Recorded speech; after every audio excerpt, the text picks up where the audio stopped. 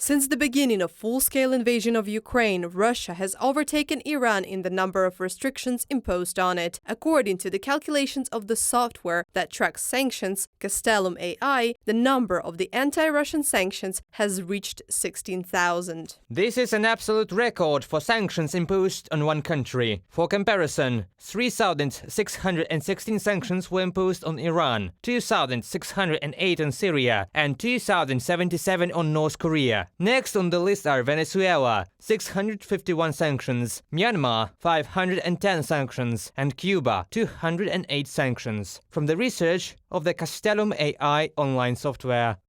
Dual-use goods have been first to fall under sanctions. After all, the defense sector of the aggressor country is critically dependent on imported microchips and microprocessors. For example, the Ha-101 missiles, which the Russians launch at peaceful Ukrainian cities, contain such components as Intel processors, Xenix and Texas Instruments chips, and all those components are still being imported into the Federation. The 155 companies whose products have been identified in Russian weapons accounted for $2.9 billion in sales of critical components to Russia in 2022. At the same time, shipments are almost entirely via third countries. Vladislav Vlasyuk, secretary of the International Expert Group on Sanctions against Russia, Yermak Makfol, on the website of the Office of the President of Ukraine. Out of the 25 largest importers, 11 are direct suppliers to defense companies. Almost all Western electronics are sent to Russia via China and Hong Kong. Also, in the top of the list are Turkey, the Maldives, the United Arab Emirates and Kazakhstan, The Guardian reported. A total of $502 million worth of chips from Western companies have been imported into Russia since the beginning of 2023, Verstka calculated. The situation is similar with sub-sanctioned civilian imports.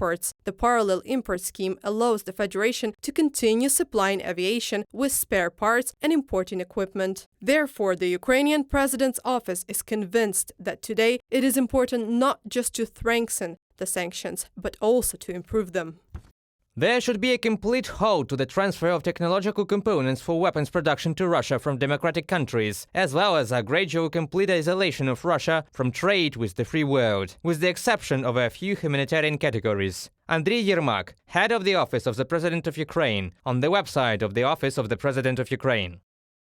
Since Russia continues its attempt to circumvent sanctions, banks in Armenia, Kazakhstan and Hong Kong have started blocking Russian companies from paying for processors, microchips and other electronics supplied through parallel import. The reason is fear of falling under secondary U.S. sanctions. At the same time, a number of countries are tightening control over the supply of certain products. By the way, since August 9th, Japan has banned the export of some used vehicles to Russia as a part of additional sanctions.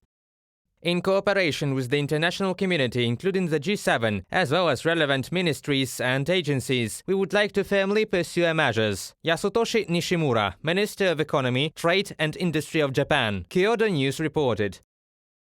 About 750 items have been added to the blacklist of exports, including iron and other metals, boilers and fibers that can be used to support Russia's industrial activities. Reported by Anastasia Tarnavska, Yulia Hranovskaya, UATV News.